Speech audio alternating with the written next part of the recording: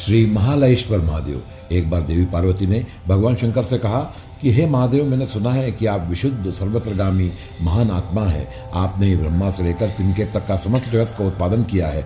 आप ही विश्व को धारण करते हैं तथा आप ही त्रिलोक्य में व्याप्त हैं। हे महेश्वर, मुनिगण आपको इस त्रिलोकी का कारण कहते हैं। हे देव, आप ही समस्त त्रिलोक की सृष्टि करते हैं तथा आपने ही समग्र विश्व की सृष्टि की है। आपसे ही समग्र विश्व की उत्पत्ति होती है और आप में ही यह प्रलीन भी होता है। यह हजारों लोग उत्पन्न होकर आप में ही लीन होते हैं। देव, दानव, गंधर्व, मुनिगण सबकी उत्पत्ति तथा लय आप में ही होता है। हे देव, आप कहाँ स्थित होकर चराचर जगत की सृष्टि तथा संहार करते हैं? आप कृपा पूर्वक यह कहिए।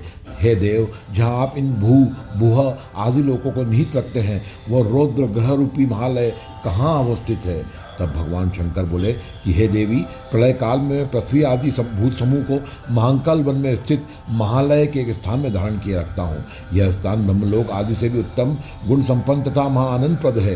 यहाँ पर ब्रह्मात्मक लिंग भी विराजमान है। इसमें ही ब्रह्मादि देवता तथा विष्णु अवस्थान करते हैं। हे देवी, लिंग में ही सब कुछ विराजमान रहता है। इस लिंग से ही महामति महान आत्मा उत्पन्न हुए हैं। इस लिंग से ही पंचभूतादि अहंकार, विष्णु, शंभु, बुद्धि, राजा, धृति, ख्याति, स्मृति, लज्जा, सरस्वती की उत्पत्ति होती है।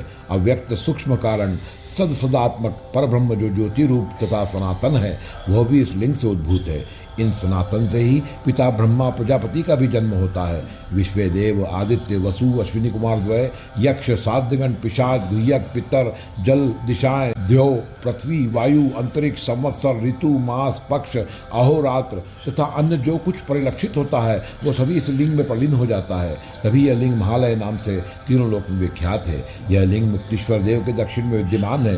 जो व्यक्ति भक्तिपूर्वक श्री महालयेश्वर महादेव की पूजा करते हैं, वे त्रिलोक विजेता तथा कीर्तिवान होते हैं। इस लिंग की पूजा करने से समस्त देवगण का पूजन हो जाता है, क्योंकि देवता भी सदा इस लिंग की पूजा करते रहते हैं। वर्तमान में यह लिंग उज्जैन के खत्रीवाड़ा नागवाले के सामने गली में स्थित है।